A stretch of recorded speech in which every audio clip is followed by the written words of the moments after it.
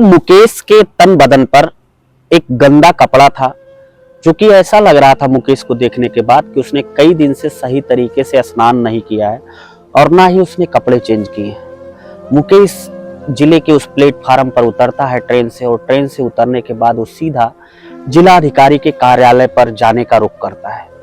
अब उसके पास एक भी फूटी कौड़ी भी नहीं होती है, ना ही उसके पास पैसे होते हैं कि वो वहां से सवारी पकड़कर जिलाधिकारी के कार्यालय पर जा सके।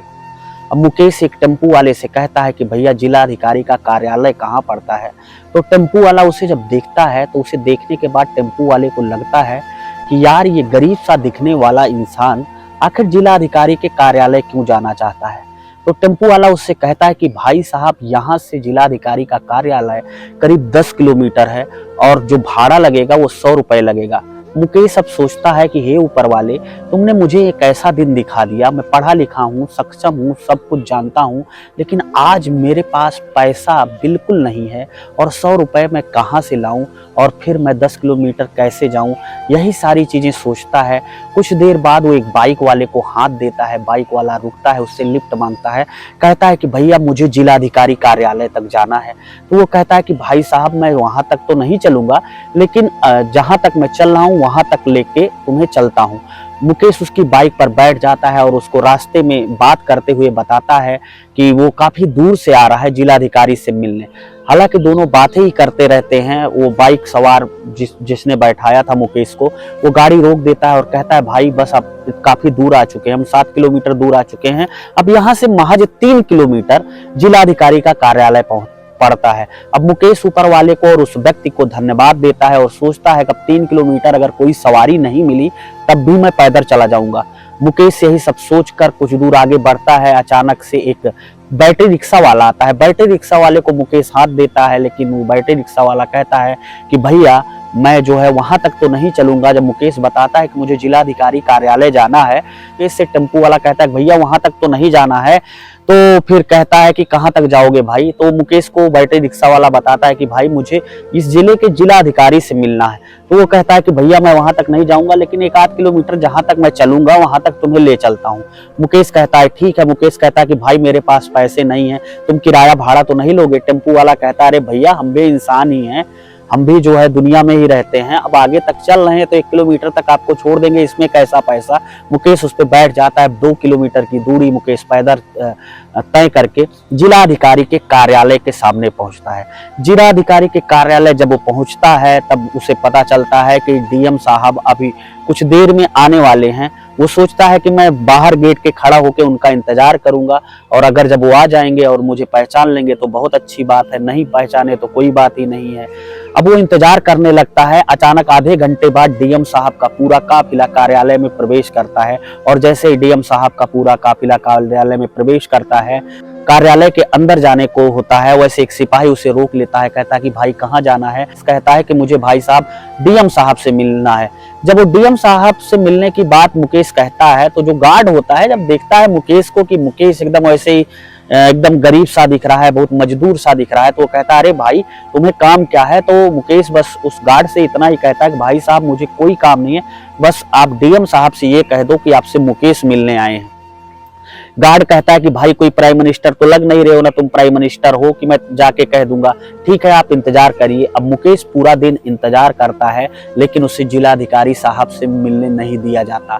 लेकिन अगले दिन जब मुकेश की जिलाधिकारी साहब से मुलाकात होती है तो कुछ ऐसा होता है दोस्तों कि वहां पर लगे सुरक्षा में जो उस कार्यालय पर लगे हुए सिपाही और पुलिस के नौजवान होते हैं, जिन्होंने मुकेश को जिलाधिकारी से मिलने के लिए रोका था, उन सारे लोगों को सस्पेंड कर दिया जाता है। दोस्तों बहुत ही रोचक कहानी है। आखिर ऐसा क्या हुआ था जो मुकेश इस गरीबी की हालत में ऐसे फटे पुराने कपड़े पहनकर जिलाधिकारी साहब से मिलने पहुंचा था। मुकेश और डीएम साहब, जिनका नाम विकास होता है, डीएम साहब और मुकेश का क्या संबंध था। दोस्तों बहुत ही रोचक कहानी है, बहुत ही दिल को छू लेने वाली कहानी है। दोस्तों कहानी की पूरी सच्चाई जानने के लिए वीडियो में आखिरी तक बने रहिए। कहानी अगर यहाँ तक आए हैं तो पूरा सुनकर ही जाइएगा। दोस्तों कहानी को शुरू करने से पहले आपसे मेरा छोटा सा विनम्र अनुरोध है कि अगर अभी तक आपने चैनल को सब्सक्राइब नहीं किया है तो चैनल को सब्सक्राइब कर लेना, साथ में बेल आइकन की बटन को प्रेस कर देना, ताकि जब भी मैं ऐसी दिल को छू लेने वाली सामाजिक कहानियां जिससे आप कुछ सीख सकें, जिससे आपको कुछ सीख मिल सके, ऐसी कहानियां आपके इस चैनल डीडी स्टोरी स्टेशन पर अपलोड करूं तो दोस्तों उसका नोटिफिकेशन सबसे पहले आपको मिल जाए। दोस्तों अगर आप इस चैनल पर नए आए हैं तो मैं आपको बताना चाहता हूं, जिनका प्यारा सा कमेंट हमें हमारी कहानियों पर मिलता है, उनका नाम हम अगली कहानी में जरूर लेते हैं। तो दोस्तों इसी श्रेणी में सबसे पहला नाम है डिवाइल सोल, नाम से एक आईडी है किसी की, उनका प्यारा सा कमेंट आया था, तो आपको बहुत बहुत धन्यवाद। राघवेंद्र तिवारी जी हैं, इनका प्यारा सा कमेंट आया था, इनको भी बहुत बहुत धन्यवाद। अविनाश मिश्रा हैं, श्रवण कुमार हैं, इन दोनों लोगों का प्यारा सा कमेंट हमें पिछली कहानी पर प्राप्त हुआ था। उम्मीद है आपका भी कमेंट इस कहानी पर जरूर प्राप्त होगा। दोस्तों बिना देरी किए हुए कहानी की तरफ वापस लौटते हैं। और दोस्तों कहानी शुरू करने से पहले एक छोटा सा और विनम्र अनुरोध है कि जब आप पूरी कहानी को सुना करें तो पूरी कहानी के बारे में अपने दिल की राय हमें कमेंट बॉक्स में जरूर बताया करें, और साथ ये भी बताया करें कि आप पूरी कहानी किस जिले से, किस राज्य से, किस प्रदेश से, कहां से सुन रहे थे, ताकि हमें भी ये पता चले कि हमारी कहानी कहां तक पहुंच रही है। दोस्तों फिलहाल बिना आपका समय जाया किए कहानी की तरफ वापस लौटते हैं। दोस्तों दरअसल कहानी की शुरुआत होती है इलाहाबाद से। इलाहाबाद जो अब प्रयागराज हो चुका है, जिसका नाम बदला जा चुका है। अब इलाहाबाद पूरी तरीके से बदल चुका है, अब इसका नाम प्रयागराज हो चुका है। मैं उसी प्रयागराज की बात कर रहा हूं जहां पे इस समय कुंभ मेले का आयोजन किया गया है, भव्य और दिव्य कुंभ का आयोजन किया गया है। दोस्तों जहां पर इलाहाबाद यानी कि अब के प्रयागराज को इस समय प्रसिद्धि महाकुंभ के मेले से मिल रही है। प्रयागराज को पढ़ाई के रूप में बहुत ज्यादा जाना जाता है। कहने का मतलब इसी प्रयागराज से बहुत सारे एसपी और डीएम पैदा हुए हैं। कहने का मतलब कई जिलों से लोग आकर, कई जिलों से मेधावी छात्र, पढ़ाई करने वाले छात्र, या जिनको यूपीएससी की डीएम, एसपी, कलेक्टर, तहसीलदार बनना है, ऐसे तमाम बच्चे आकर इस जिले में तैयारी किए हैं और अच्छा से अच्छा मुकाम हासिल किए हैं। कहने का मतलब बहुत सारे आईएएसओ और बहुत सारे पीसीएसओ की देन यहीं से हुई है। बहुत सारे आईएएस पीसीएस की जन्मस्थली यही प्रयागराज है, जो कभी इलाहाबाद हुआ करता था। दोस्तों कहानी यहीं से शुरू होती है। दरअसल मुकेश एक गांव का रहने वाला लड़का होता है, जिसके पिताजी अच्छी खासी सरकारी नौकरी में थे और खेती बाड़ी की मुकेश के पास कोई कमी नहीं होती है। कहने का मतलब मुकेश धन धान्य से पूरी तरीके से संतृप्त था। उसके पिताजी का क्षेत्र में अच्छा खासा वर्चस्व था। मुकेश अपने माँ बाप की अकेली संतान होता है, और जब मुकेश धीरे धीरे बड़ा होने लगता है, वो हाई स्कूल की परीक्षा पास कर लेता है। हाई स्कूल में उसके बहुत अच्छे नंबर आते हैं, तो उसके क्लास टीचर, उसके स्कूल वाले उसके पिताजी को बुलाते हैं, जो कि एक विभाग में सरकारी अधिकारी के पद पर कार्यरत है।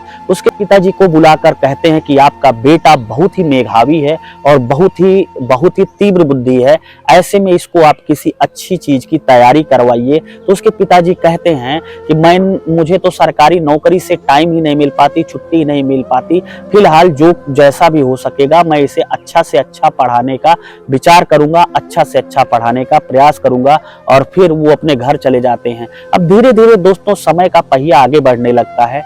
समय धीरे धीरे 2 साल कब बीत जाता है कुछ पता ही नहीं चलता। अब मुकेश धीरे धीरे इंटर की परीक्षा उत्तीर्ण कर लेता है, कक्षा 12 की परीक्षा उत्तीर्ण कर लेता है। और कक्षा 12 की जब परीक्षा उत्तीर्ण करता है तो उसके पिताजी उससे पूछते हैं कि बेटा आगे चलकर तुम क्या करने वाले हो। तो वो कहता है कि पिताजी मैं यूपीएससी की तैयारी करूंगा।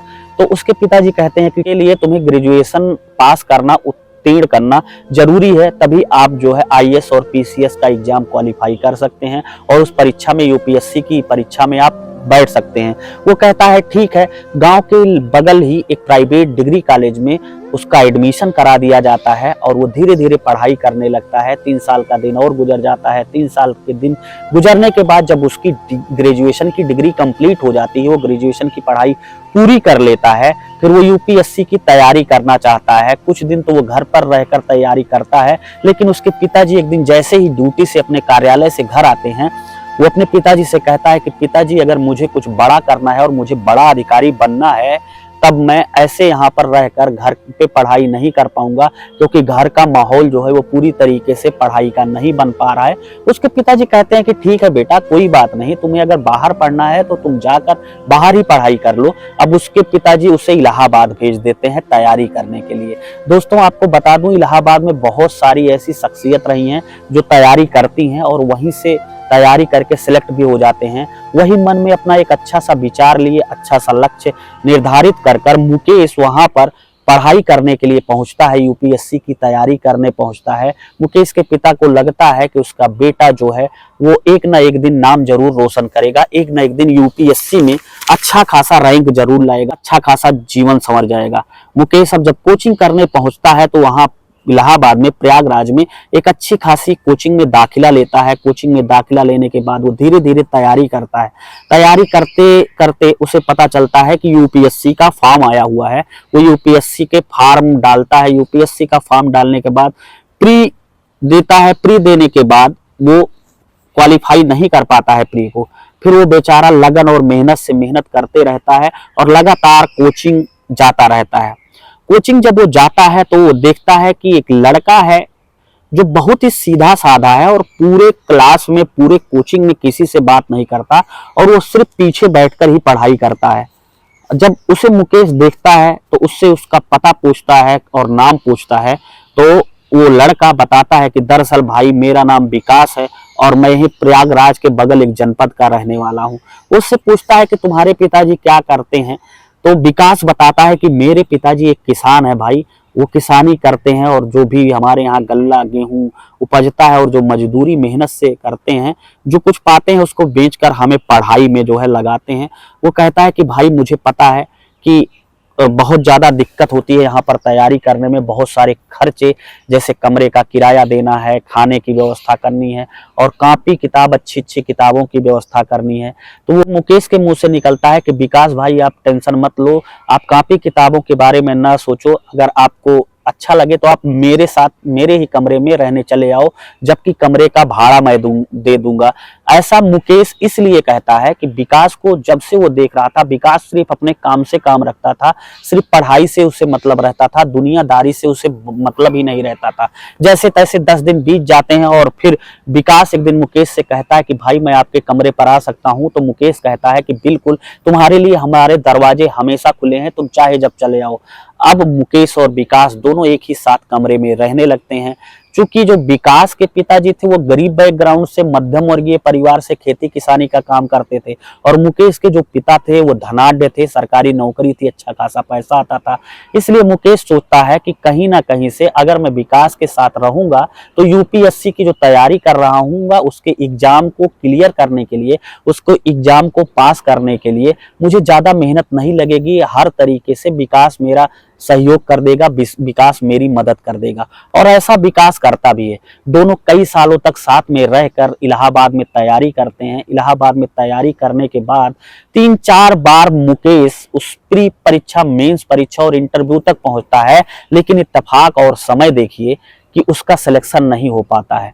वो अपनी तैयारी ऐसे करता ही रहता है और उसके बाद धीरे धीरे जब समय गुजर जाता है तो लास्ट अटेम्प्ट में मुकेश और विकास दोनों एक साथ यूपीएससी की परीक्षा देते हैं। प्री दोनों ही मेन परीक्षा में पास हो जाते हैं और दोनों का एक साथ ही इंटरव्यू होता है।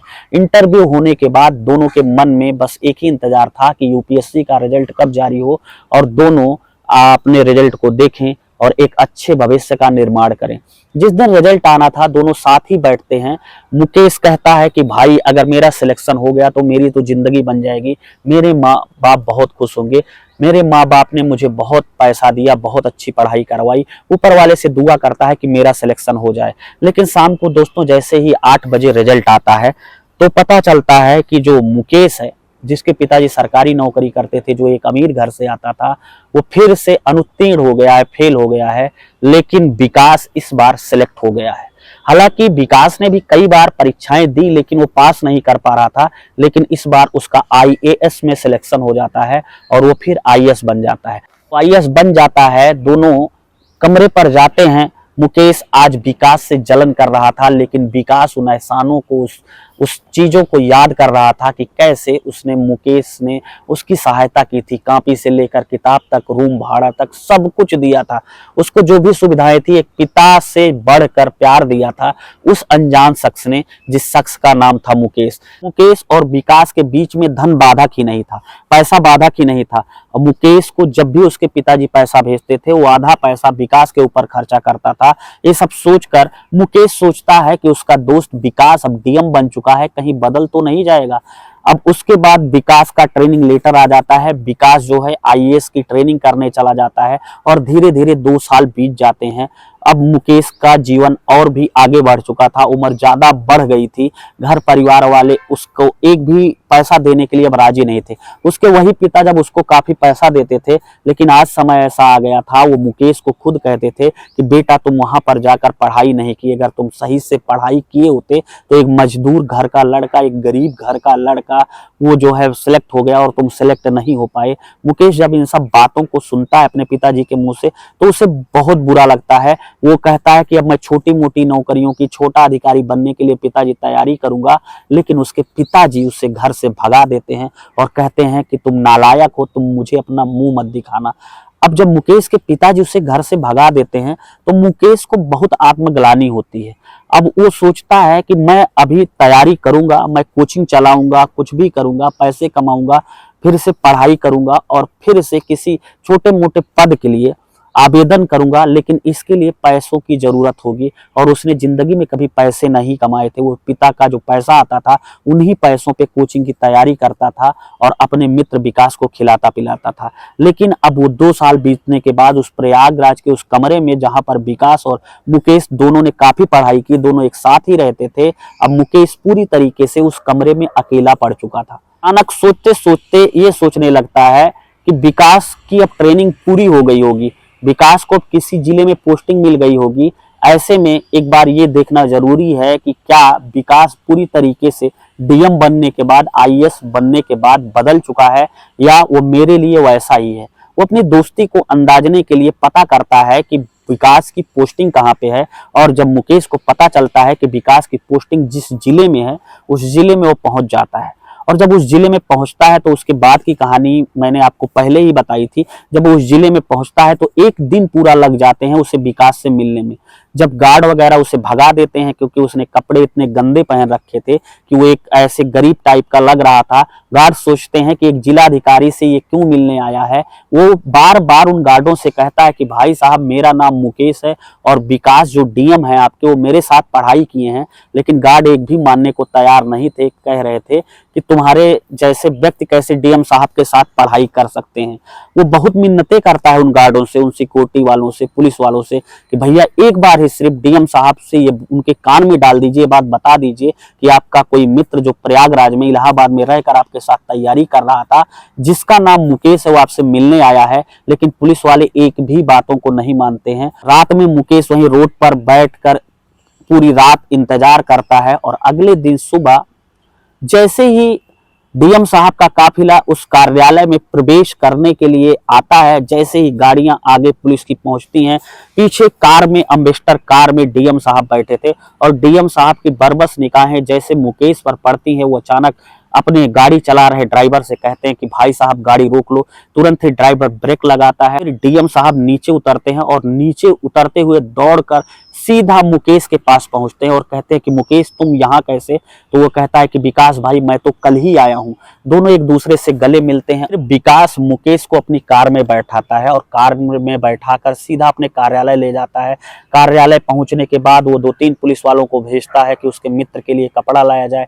नया कपड़ा, नया जूता, सब कुछ नया आता है। उसके बाद वो मुकेश को पहनाता है। मुकेश कहता है कि भाई ये सब क्यों कर रहे हो, ये सब की क्या जरूरत है भाई, मेरे घर वालों ने मुझे भगा दिया है। तुम्हें याद है कि मैं तुम्हारी तैयारी में हेल्प करता था, सहायता करता था, आज मैं जब सिलेक्ट नहीं हुआ तो मेरे घर वालों ने मुझे भगा दिया है।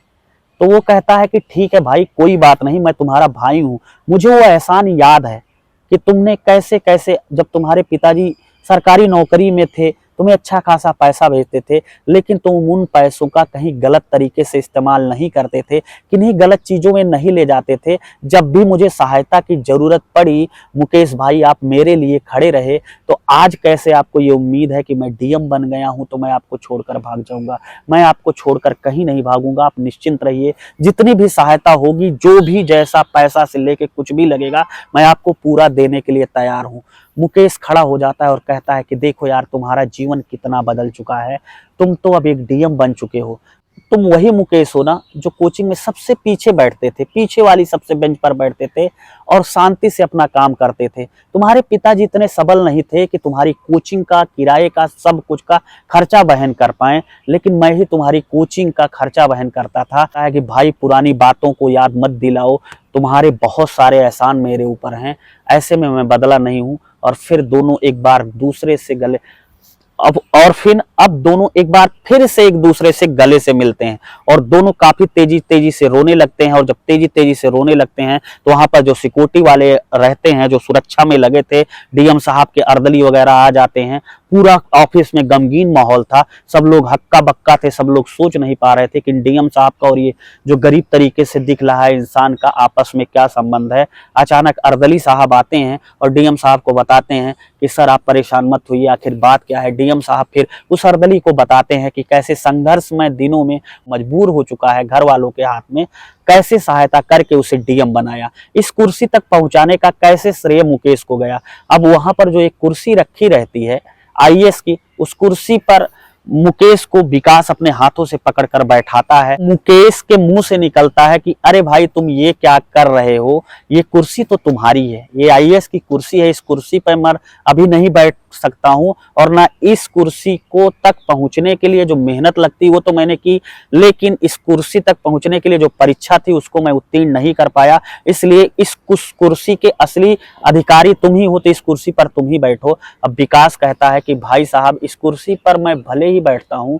लेकिन मुकेश इस कुर्सी के असली हकदार तुम हो, क्योंकि मुझे इस कुर्सी तक पहुंचाने में तुम्हारी बहुत ज्यादा भूमिका है।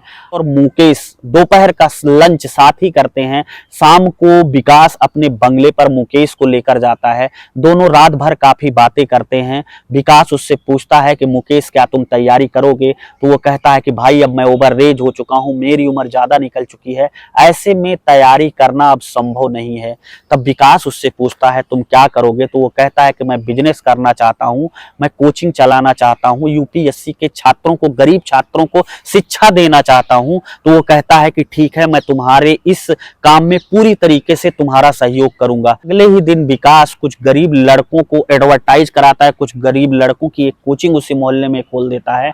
मुकेश उस कोचिंग को पढ़ाने लगता है। मुकेश सुबह तो गरीब बच्चों को पढ़ाया करता था, उनको पैसा लेकर कोचिंग देता था यूपीएससी की। जब गरीब लड़कों को वो पढ़ाता है तो धीरे धीरे उसकी ख्याति फैलने लगती है और फिर देखते देखते मुकेश एक बहुत बड़ा अध्यापक बन जाता है।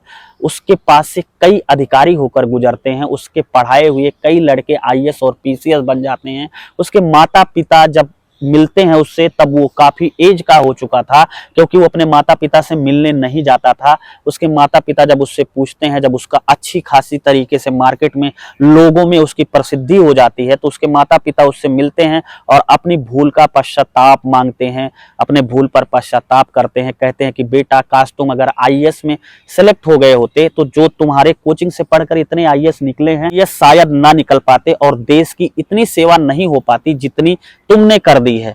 सुनाया जिसमें रहीम जी ने खुद ही कहा है कि रहीमन चुप ही राखिए देख दिनन के ठौर। जब आपके दिन बेकार चल रहे हो, खराब चल रहे हो, तो चुप ही रहना अपने आप में उचित रहता है, चुप ही रहना अपने आप में श्रेष्ठ होता है। क्योंकि जब अच्छे दिन आई हैं बनत न लगी है देर, जब आपका अच्छा समय चलने लगेगा, अच्छा दिन आ जाएगा, आपका सब कुछ आपके अनुकूल हो जाएगा, जो आप चाहते हैं वो सब कुछ आपको मिल जाएगा। इसलिए जीवन में धैर्य बहुत जरूरी है, जीवन में हमेशा अपने धैर्य बनाकर रखें। दोस्तों फिलहाल कहानी आपको कैसी लगी? अगर कहानी ने आपके दिल को थोड़ा सा भी छुआ हो तो कुछ जानने वाले लोगों तक कहानी को शेयर कर दीजिएगा, थोड़ा सा लाइक कर दीजिएगा, चैनल को सब्सक्राइब कर दीजिएगा और कमेंट बॉक्स में अपने दिल की राय जरूर बता दीजिएगा। मिलता हूं ऐसी एक नई दिल को छू लेने वाली कहानी के साथ दोस्तों आपको जल्द ही। तब तक के लिए जय हिंद, वंदे मातरम।